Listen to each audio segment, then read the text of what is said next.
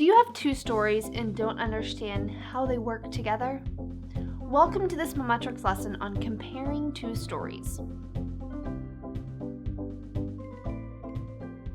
To compare two stories, we need to consider their similarities and differences pertaining to main ideas, themes, tone, characters, greater contributions, inspirations, opinions, etc.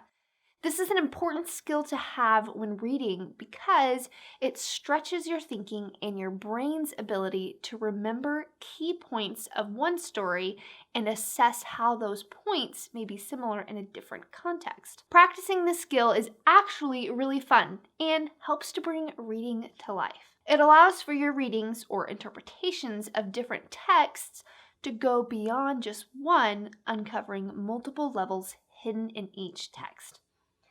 If you've watched our video on how to compare and contrast, then you know that a great way to compare two things is to create a list. The first side of the list should consist of key things you noticed in the first story, and the second side of the list should consist of how the second story lines up with what you noticed in the first. Let's look at an off-the-wall but simple example first.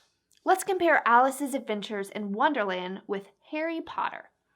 For the first side of our list, we'll look at Alice in Wonderland. The story centers around a young child.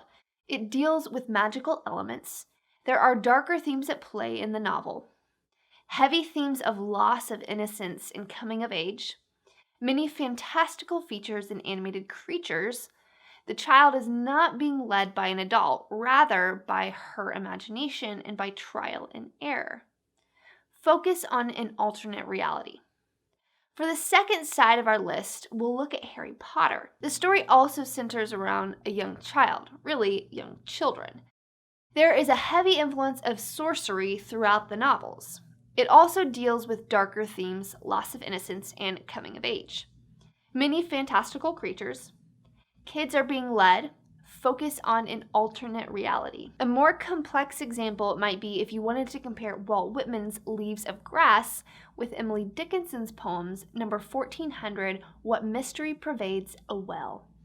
To do this comparison, you might note that Whitman uses nature, grass, man's curiosity, and man's divine connection with nature. On the other side of your list, you might know about Dickinson's poem. She also uses nature, personification of grass and of a well, and themes concerning the divinity of man and nature, and you might also note her inclination towards man's disconnect with nature. Again, this is a little more complex of an example, but even without knowing the references, you can still see that there are clear similarities between the two texts.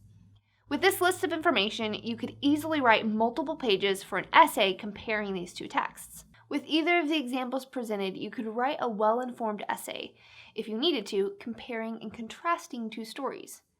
Even if not for writing an essay comparing two stories, no matter how seemingly unrelated, like in our first example, is great practice for stretching your mind to see similarities that might otherwise be overlooked. Thanks for joining us today. Be sure to like this video and subscribe to our channel for more help with your studying. Until next time.